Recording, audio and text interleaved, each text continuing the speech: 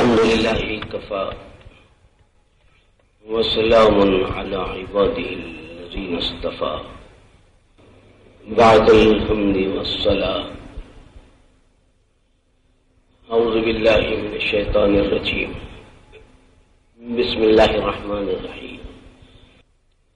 الحاق وما أدراك ما الحاق. ثمود وعاد بالقارعة فأما ثمود فأهلكوا بالطاغية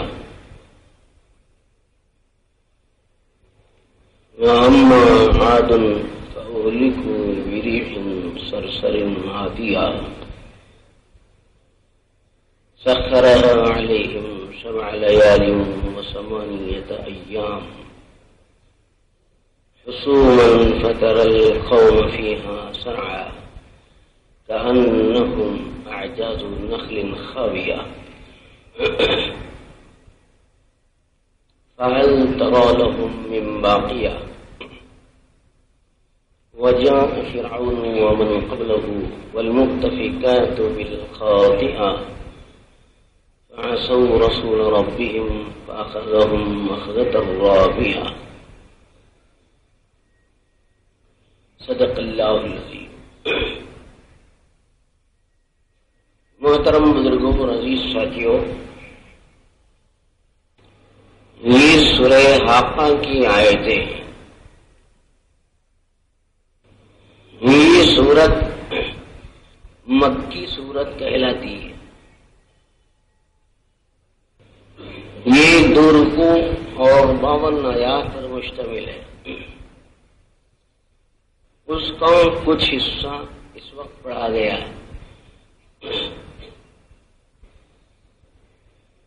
باقی حصے کو رات والے درس قرآن میں مکمل کریں گے. ان آیتوں میں اور اس صورت میں پروردگار عالم نے قیامت کے حالات کا تذکرہ کیا اور خصوصیت سے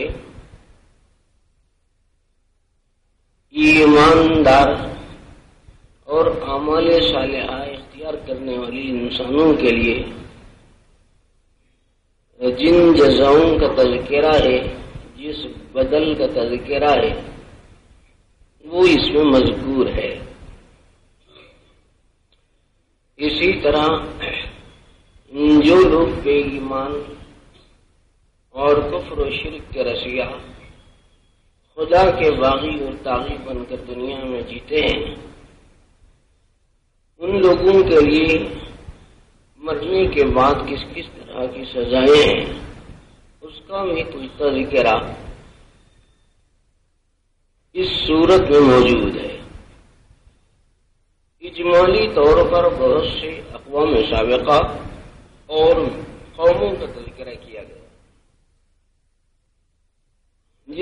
جس سے یہ معلوم ہوتا ہے کہ اللہ تعالیٰ کے نافرمانوں کا کیا انجام ہوتا ہے. یہ خلاصہ ہے اس پوری صورت کا، جو سورہ حاقہ والی صورت کہلاتی ہے. نام اس کا حاقہ ہے. حاقہ جو ہے حق سے بنا ہے. حق کے معنی ثابت کے ہوتے ہیں اور واقع ہونے والی اور واقع کرنے والی، دونوں مضمون اور مفہوم کے لیے یہ لفظ استعمال ہوتا ہے. خود قیامت واقع اور ثابت ہے اور ہوگی، یقینی طور پر اس میں کوئی تشکیک کی یا کسی شبہ کی کوئی گنجائش نہیں. اس لیے لفظ حق کا استعمال کیے ہیں کہ رات اس سے حکم حق متعلق ہے اور وہ چیز واقع ہو کر رہے ہیں. کتنی ہی یقینی بات کہے انسان، مگر مستقبل کے بارے میں کچھ نہ کچھ ابہام کے ساتھ کام لے کر کام کرتا ہے یا تردد سے بات کرتا ہے، لیکن اللہ نے اس کو لفظ حق سے استعمال کر کے اس کا قطعی ہونا بتلایا ہے.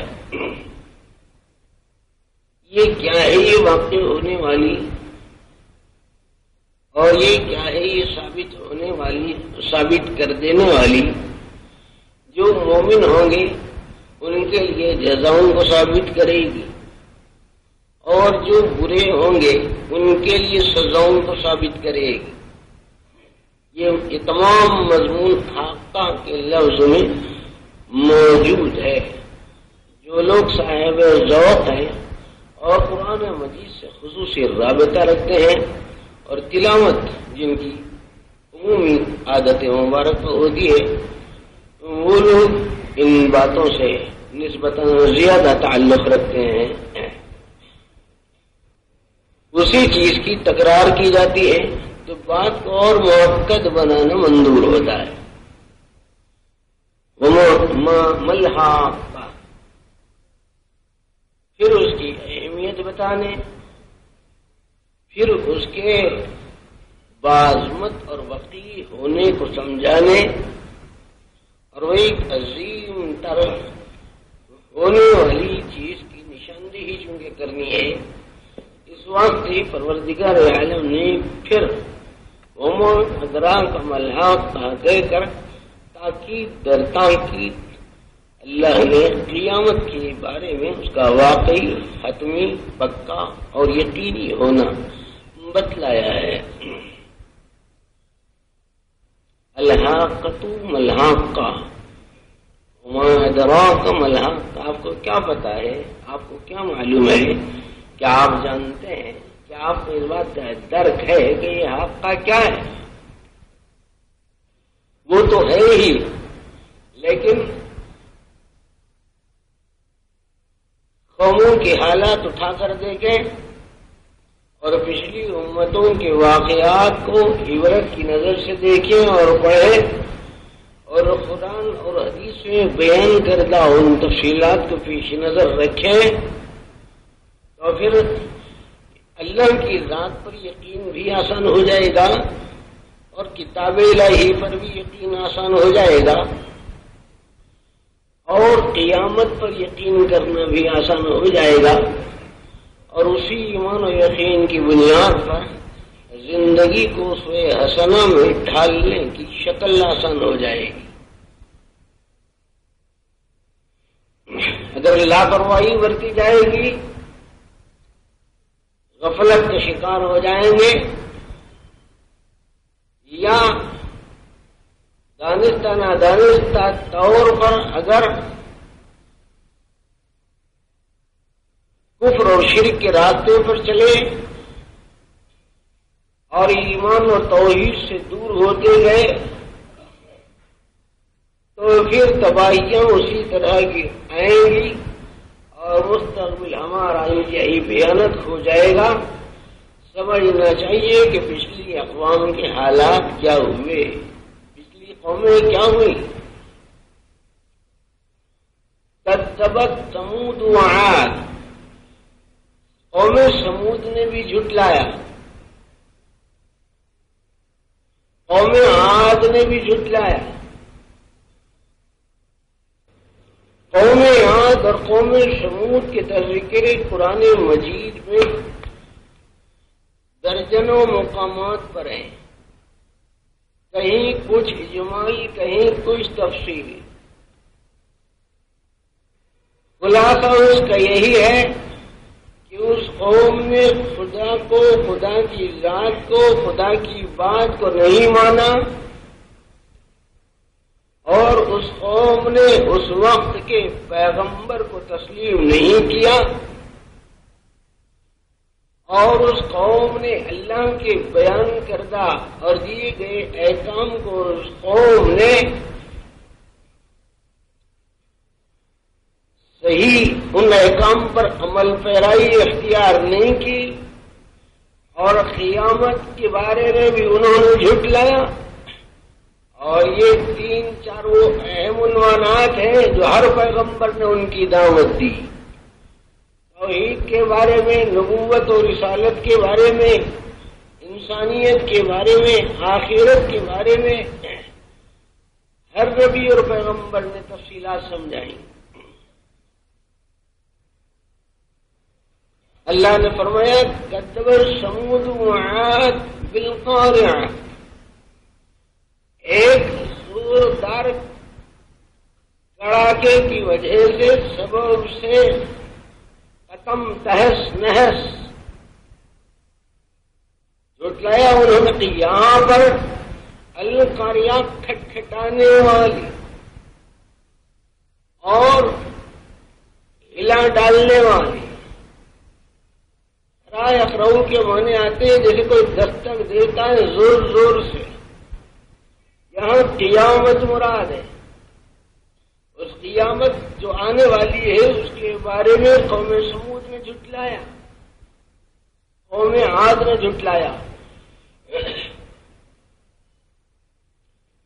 یہی وہ قومیں جو حضرت ہود اور حضرت صالح علیہ السلام کی قومیں کہلاتی ہیں. جھٹلانے کا انجام کیا ہوا؟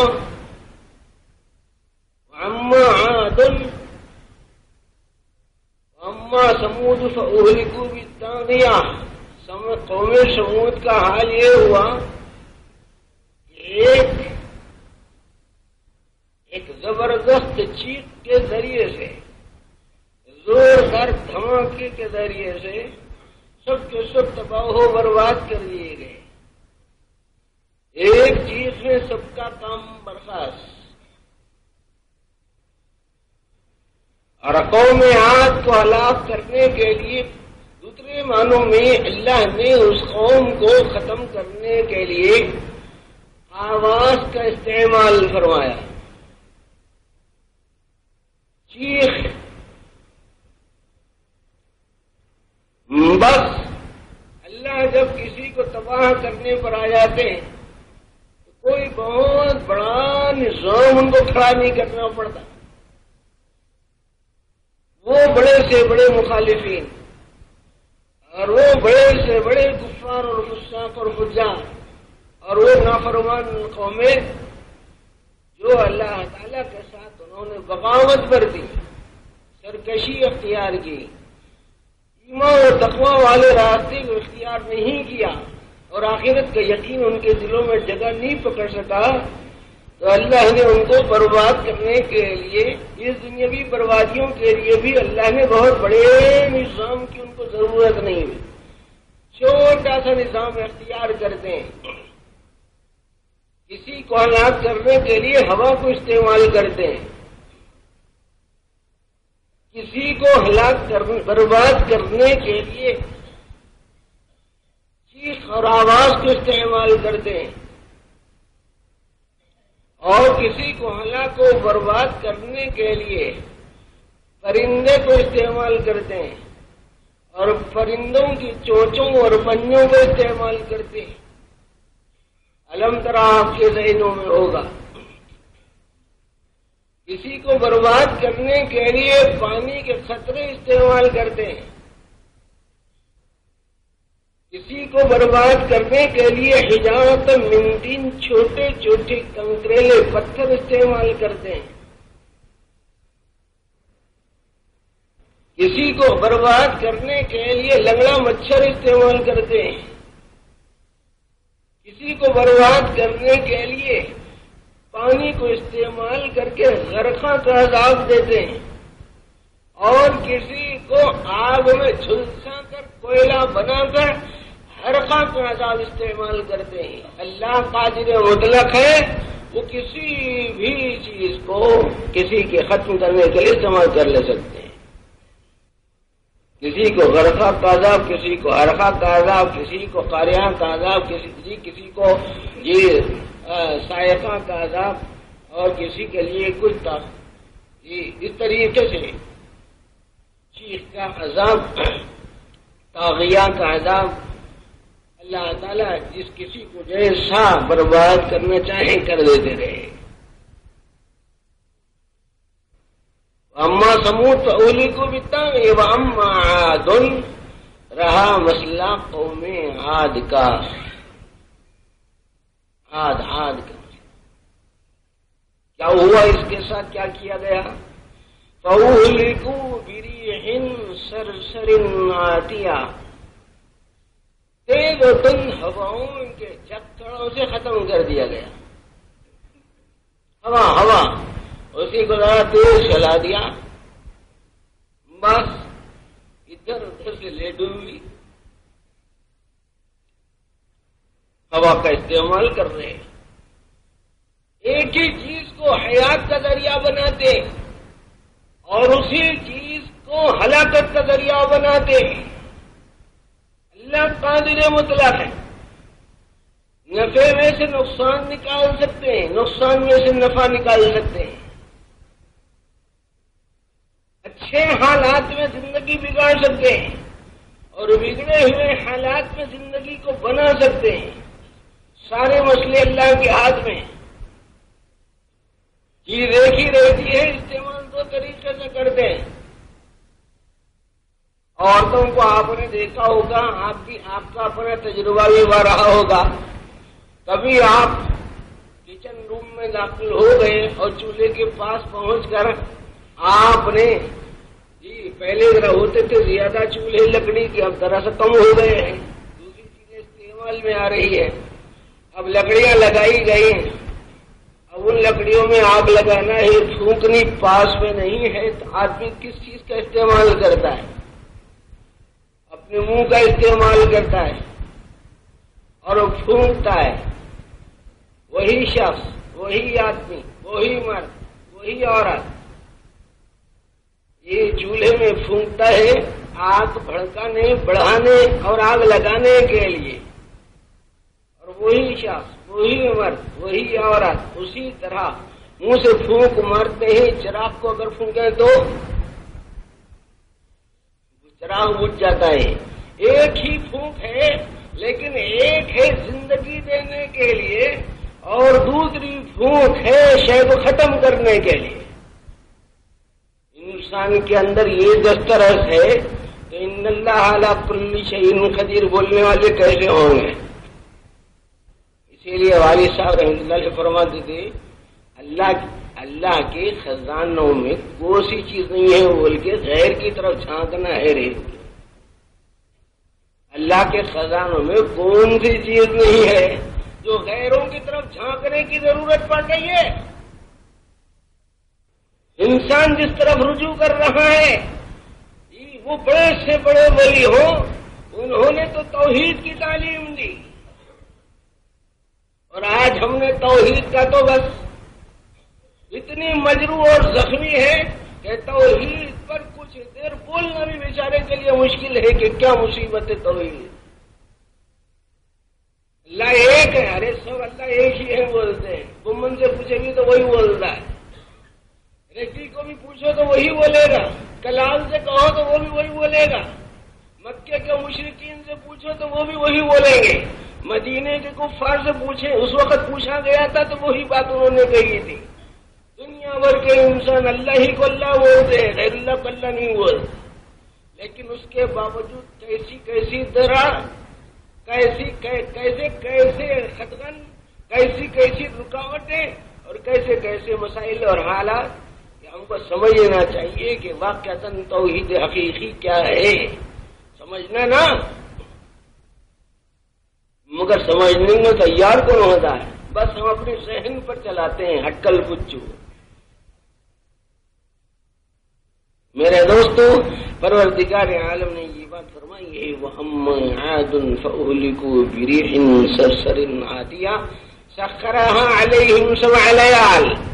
اللہ نے مسلط کر دیا تھا 7 راتیں 8 دن و8 ایام، 7 لیال و8 ایام.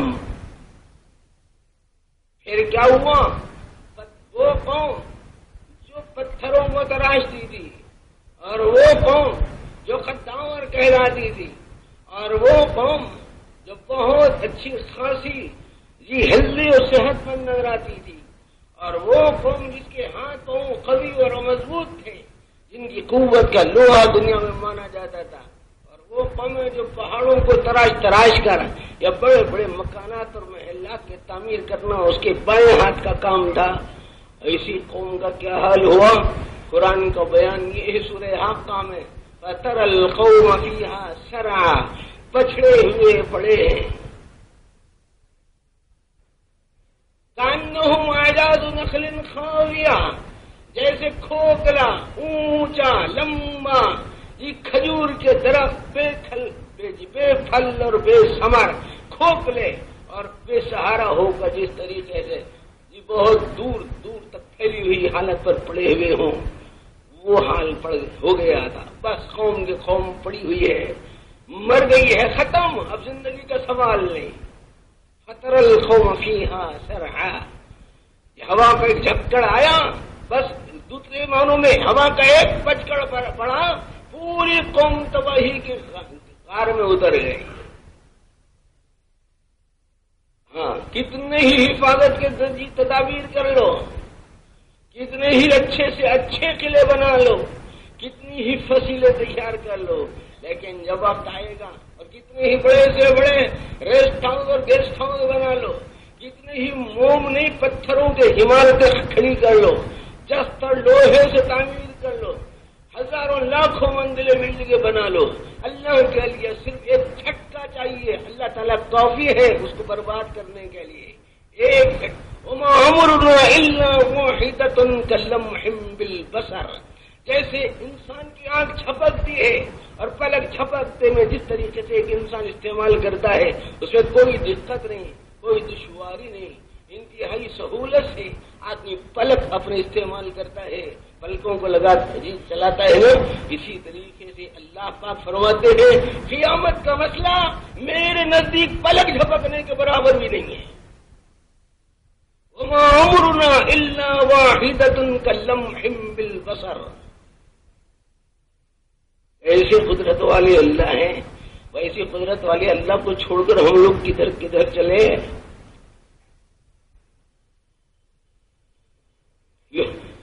اتنا آسان مسئلہ لوگوں کو معلوم نہیں ہے، حیرت کی بات ہے، بہت آسان مسئلہ، 2 اور 2 4 کی طرح مسئلہ، 4 اور 4 8 کی طرح مسئلہ، 1 اور 1 2 کی طرح مسئلہ نہیں معلوم۔ میرے دوست معلوم رکھتے ہیں، مگر تعصب اور نادانی اور جہالت اور اندھے تعصب کی پٹیاں بنی ہوئی ہوتی ہیں، اسی لیے صحیح رخ پر استعمال نہیں ہوتا۔ آپ جانتے ہیں، یہ بات کھلے طور پر سمجھیے، طواف جو ہے نا، طواف وہ صرف خانہ کعبہ کا ہوتا ہے، مسجد عالمگیری کا نہیں ہوتا۔ اگر کوئی آدمی یوں کہے کہ صاحب چونکہ اللہ کا گھر ہے خانہ کعبہ، وہاں چونکہ طواف ہوتا ہے، لہذا دنیا بھر میں جتنی مسجدیں ہیں ان کے پیچھے اطراف پہ 7 چکر لگائیں گے، دیں گے اجازت مفتی صاحب؟ اتنا چھوٹا مسئلہ نہیں سمجھ میں آیا؟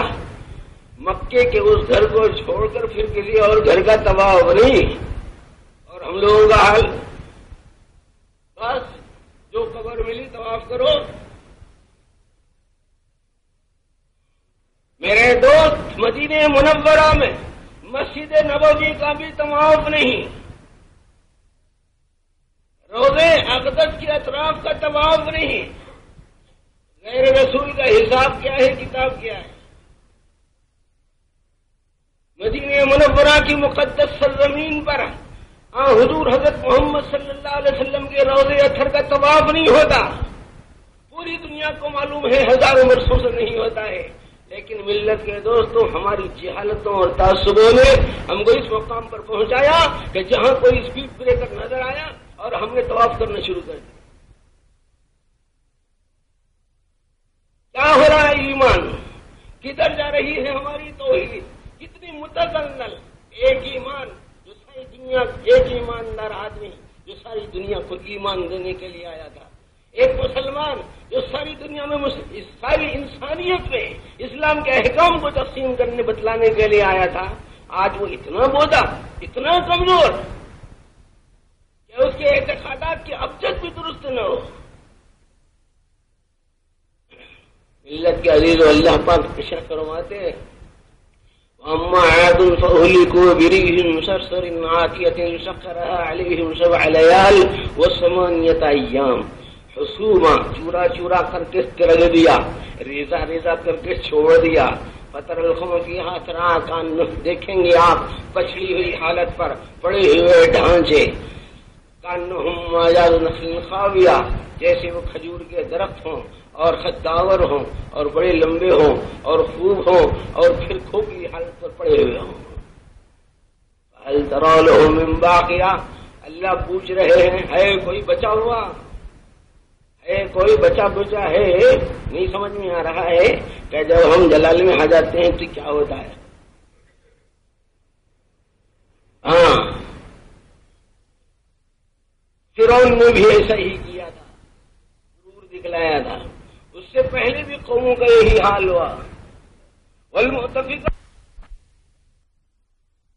اٹھا کر آسمانوں کی بلندیوں پر اٹھا کر پٹک دی گئی، والمؤتفقات بالخلط ملت کر کے ملا جلا کر تہس نہس کر کے چھوڑ دیا گیا، اور خاص طور پر الٹ پلٹ کر کے ختم کر دیا گیا۔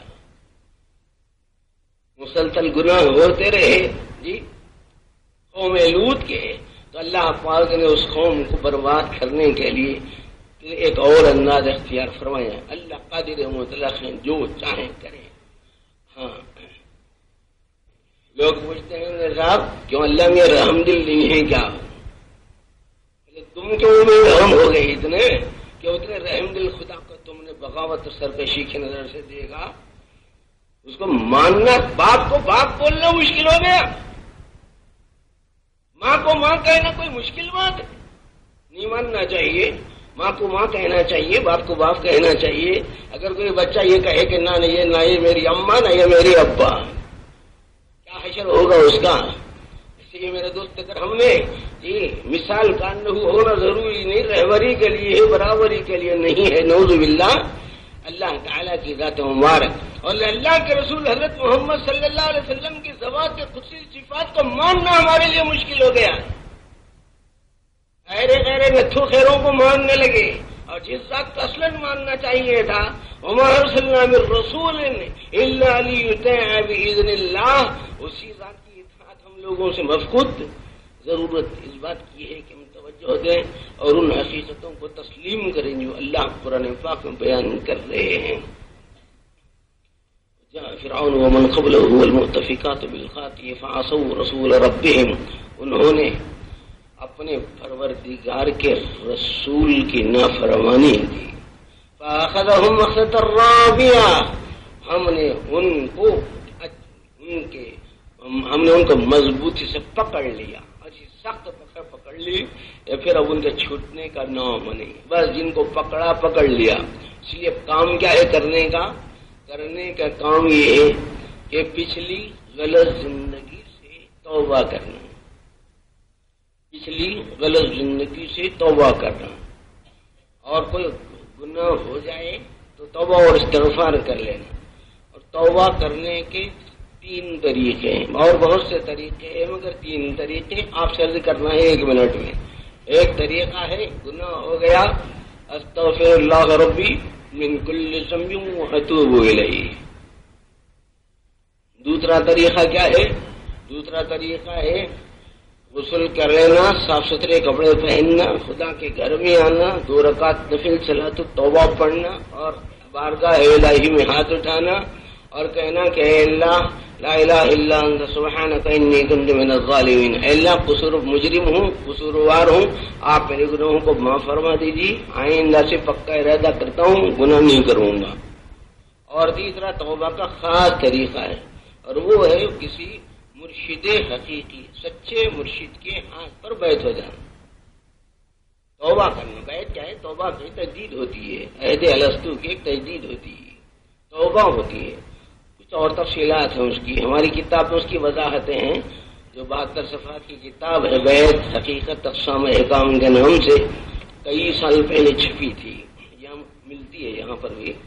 یہ میرے دوستو یہ توبہ کے طریقے ہیں، سادہ سا طریقے ہیں، ان کو اختیار کر لینا چاہیے، کوشش اس بات کی ہو۔ باقی یہ کہ اور قیامت کو ماننا ہے، جس طریقے سے ایک بیج ہوتا ہے زمین میں دفنایا جاتا ہے، اس کے بعد پھر وہ نشو نما پاتا ہے اور یہ ظاہر ہوتا ہے اور نشو نما پاتا ہے، بڑا ہوتا ہے، تناور ہوتا ہے، یہ شاخیں نکلتی ہیں، پتے نکلتے ہیں، پھول آتے ہیں، پھل آتے ہیں، جیسے ایک بیج اصلی شجر اور درخت کے روپ میں آ جاتا ہے، اسی طریقے سے انسان جو کچھ دیکھتا ہے، انسان جو کچھ کرتا ہے، ہاتھ کی گرفت کا مسئلہ ہو یا پیر کے چلنے کا مسئلہ ہو یا آنکھ کے دیکھنے کا مسئلہ ہو یا کان کے سننے کا مسئلہ ہو یا زبان کے بولنے کا مسئلہ ہو یا دماغ کے سوچنے کا مسئلہ ہو یا دل کے سمجھنے کا مسئلہ ہو یا بیوی بچوں کے استعمال کا مسئلہ ہو یا معلوم منال کو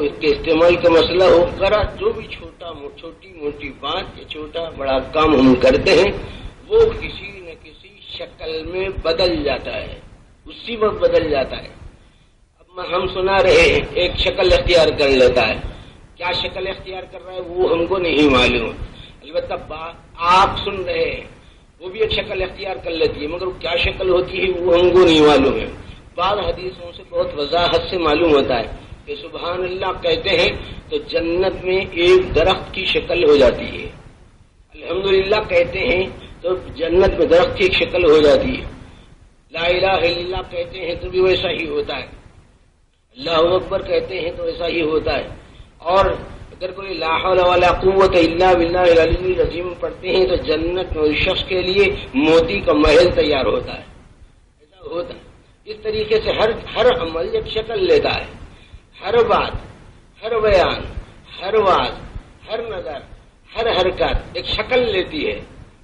اب اس کو اور سمجھنا ہے تو دیکھو، جیسے جو ہے نا کوئی عمل دودھ کی شکل اختیار کر لیتا ہے، کوئی عمل شہد کی شکل اختیار کر لیتا ہے، اور کوئی عمل پانی کی شکل اختیار کر لیتا ہے، اور کوئی عمل حور کی شکل اختیار کر لیتا ہے۔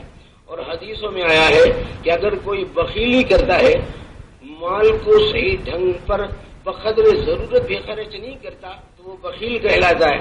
اس بخیل کی سزا یہ ہے کہ ادھر اس نے بخالت کی اور مال خرچ نہیں کیا تو وہ چیز اجدہ بن جاتی ہے اسی وقت، لیکن وہ اجدہ اس کو نظر نہیں آتا۔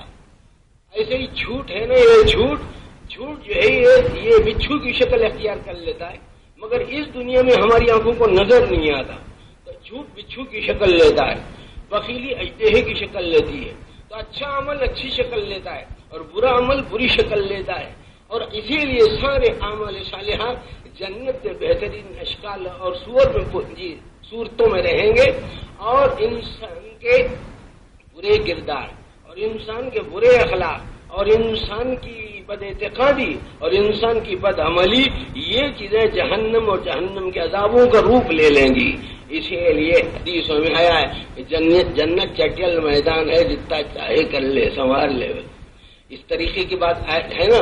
اسی طریقے سے آدمی ہی کے عمل سے زندگی بنتی ہے، جنت بھی جہنم بھی۔